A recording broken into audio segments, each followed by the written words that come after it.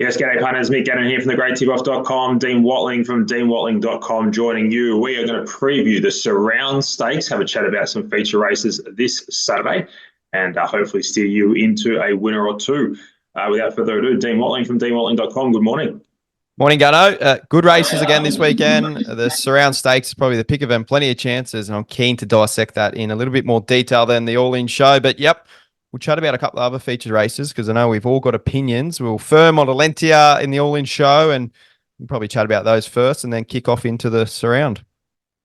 Yep, absolutely. Australian Guineas down there in Flemington. Riff Rocket is your short price favourite. King Colorado third up, and Riff Rocket second up. I was happy to go the way of King Colorado at the price. Just thought that Riff Rocket might be a little vulnerable second up and probably a bit of a risk at that $2.50 quote. How do you see the Australian Guineas? Yep, you got to segregate how much you like a horse and the price about a horse. I just think there's no juice in the price of Riff Rocket. Yes, you can probably roll forward. There's not a lot of speed in this race. What I love most about King Colorado is gets the blinkers on. Ma and Eustace, or now Ma, are the best trainers when it comes to grand finals when they throw the blinkers on. So that's a massive push. I thought the price about V8 and King Colorado, even to place, was better than taking the $2.40 about Riff Rocket. So I'm with you. I'm going to switch off Riff Rocket and jump on King Colorado for the grand final there in the Australian Guineas. Good stuff. And speaking about horses, second up in the very elegant stakes, Group 1 over the 1,600 metres at Randwick.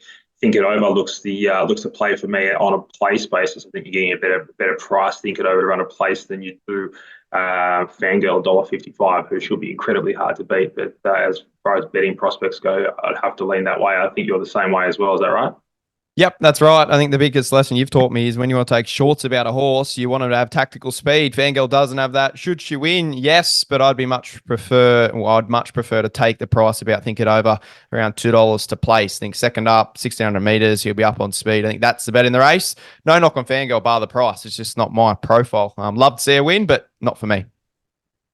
Yep, absolutely. I think she's the best horse in the country, but this profile, she might be vulnerable, but this will be the last time she'll be vulnerable this preparation. Exactly. I think she'll win everything she'll probably win on Saturday, but she'll win everything here after that and onwards. Speaking of absolute good things of the day, Storm Boy, Drew Barrier 1. I had a chat with Adrian Bott yesterday. He suggested that Storm Boy has improved, which is a scary, scary thought for many.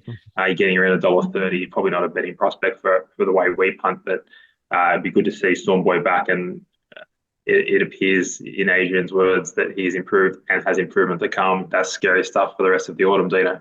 Yeah, well, the trial suggested that. If you want to watch a good trial, watch Storm Boy's tick over trial. Well, this is the last time we'll see him, everything going correctly before the Golden Slipper. So can't wait to see him. Is he a betting prospect? No. Have I found anything to beat him or to place? No. I'm just going to sit back and enjoy, hopefully, an absolute star in the making.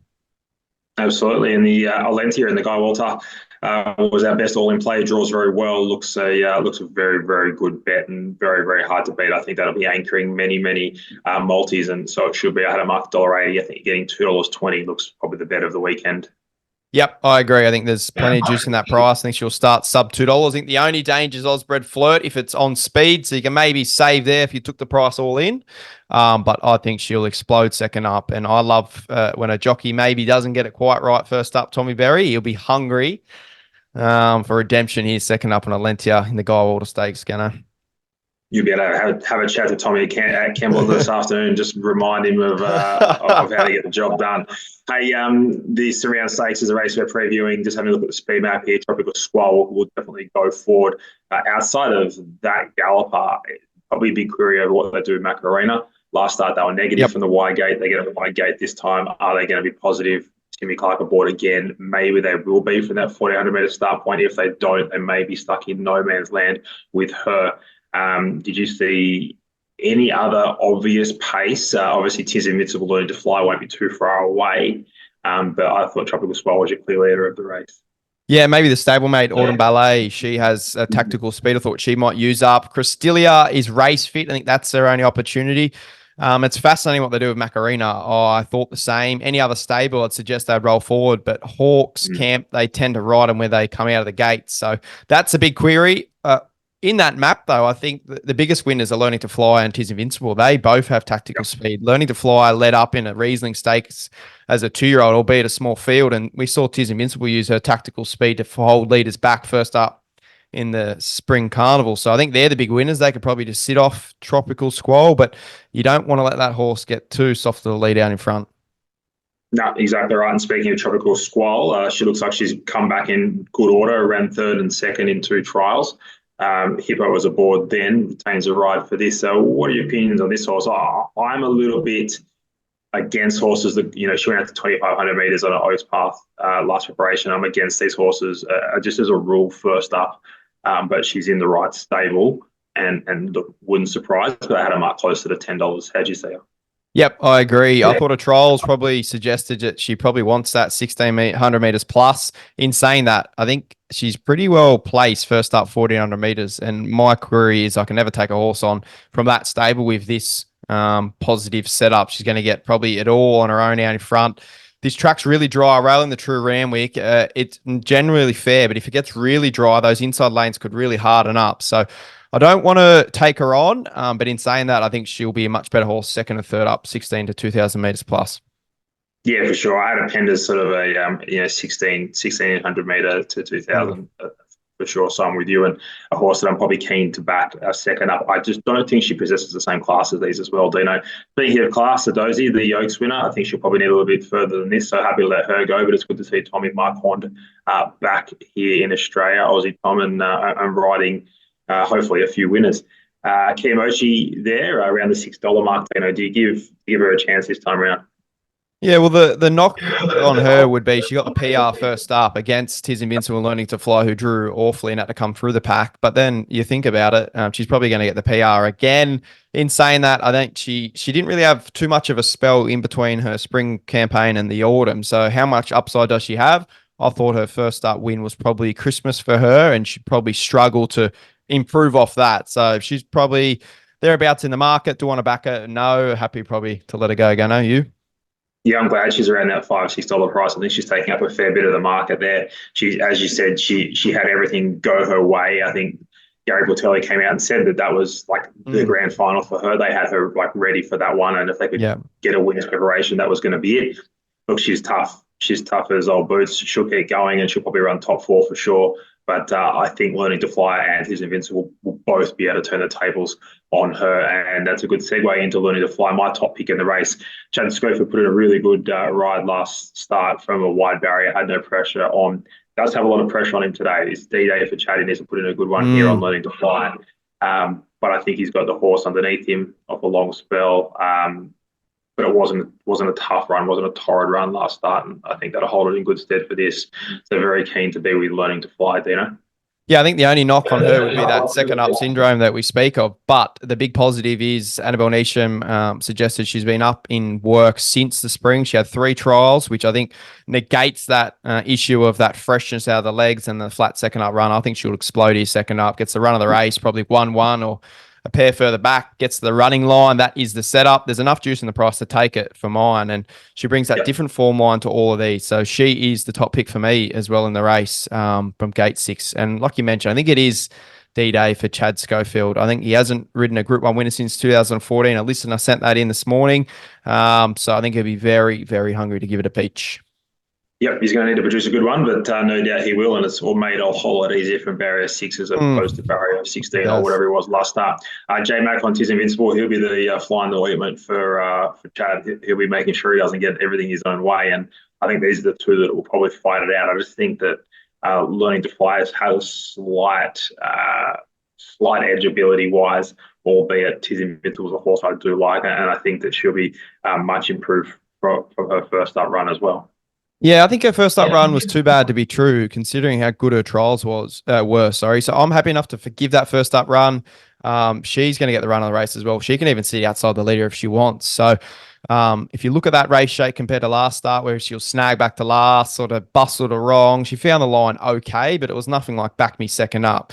But in saying that, I love her trials, love her as a horse, and I think we're getting a ridiculous price. So I'm backing Learning to Fly on this race, but I'm also backing Tis Invincible. I think she's too big here from a perfect setup, Gunnar. Yep, speaking of horses at big prices, Cristilli is a pretty big price, and I think she's a horse that could definitely run in the top 4.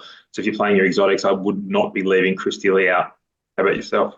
No, I think you make a good case. Third up probably has a low, It does have a run advantage on these, and probably use the tactical speed to use gate 8 with a race that lacks a little bit of speed. So I agree. Can she win the race? I'm not sure. Can she run top 3? Definitely. Yep, Toddle Little Vita. Maybe save that horse for later on the preparation, not first up this time. Macarena's the interesting runner, and the runner that probably will determine the fate of quite a few behind Tropical Squall. If TC comes across here, applies a bit of pressure on Tropical Squall, I think that'll just be absolutely perfect for the likes of Chris Stilley, the likes of Tis Invincible learning to fly as well. If TC decides not to from that wide draw, well, then it could sort of it could go the other way. But look, I'm happy to risk her, but I think that if they ride it quiet and there was plenty of speed on, we're going to see the best version of her this time around. If they go forward, which I have a thinking, they've got their black type now. They've run second in a race where you need the black type. I think they might roll the dice, and I think they'll set up for the other horses. So willing to risk Macarena this time around. Agree. I think the draw's tricky. If they don't go too fast and she gets out in front, yes, she's a chance, but I think that just sets the race up better for the horses probably in behind her. So I think it's doomed if you do and doomed if you don't set up for her, and happy to risk her. Beautiful. Autumn Ballet, Roll On High, Arctic Glamour, Steffi Magnetica, and Kind Words, the rest of the field there, Dino. I think Steffi Magnetica is probably just a little bit outclassed. However, another horse that's probably slightly over the odds and has been absolutely flying, sort of brings different form lines, you could say, in one sense, obviously was in this race amongst them last time, but comes from, different form lines from previous runs, draws barrier 1. And you'd think, well, that's like that time in the day, they'll probably fan, and Tommy might be able to just push up underneath there and run top 4. So Steffi Magnetic was a horse I thought you could also throw in there for your first 4s as well, mate. Yep, well, she comes through the light fingers behind Kimochi and learning to fly. So best splits of the race. Can she use gate 1? I think that's the key to her chances. She's definitely a place chance. Arctic Glamour is probably the one I want to be a little bit against, or beat big odds. Just thought the race shape here is probably not for her. Gate 9, going to go back to last, not a huge amount of speed. And with these drying conditions, I think you sort of want to be forward of midfield in this race. So maybe keep her for 1,600 metres third up. So she's probably the one I want to take on. Roll On High. Hard to get a guide. I thought the jump outs were poor, but does have a win over Kimochi in a couple of these. So Jolly Star as well. So hard to draw a line there, but probably Steffi Magnetica a place chance, and Arctic Glamour I want to take on. Love it. All right, my top 4, Learning to Fly, Tis Invincible will be the top 2. Then I'm going to have Chris Stilley in for 3rd, and I will have Steffi Magnetica in for 4th. I think they're going to finish very, very close to that order. Dino, what's your top 4? Yep, I think Learning to Fly on top, keen to bet there. Keen to have a bet on the second horse too. Tis Invincible. Tropical Squall in for 3rd. And yeah, the good rough in the race, number 12, Steffi Magnetica. So very similar for me, Gunnar. Super stuff. If you want any Dino stuff, deanwatling.com. If you want my stuff, greattipoff.com. Search Mick Gannon, away you go.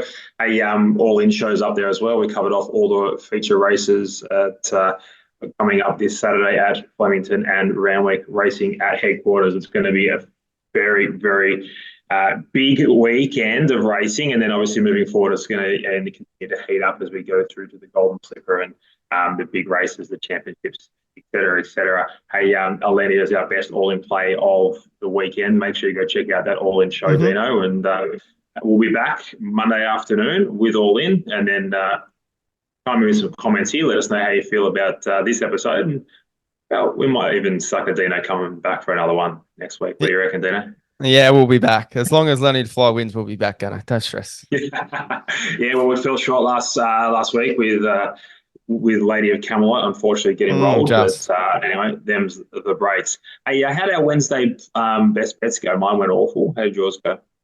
Second. Fantastic. So, yeah, right, we'll cut that out. Yeah. All right, beautiful. It's been good, mate. We'll catch up soon. And punters, put in your best bets for the surround stakes below. Let us know who you like. Give us your top 4, and maybe if you lob, we'll send you a prize. Bye for now.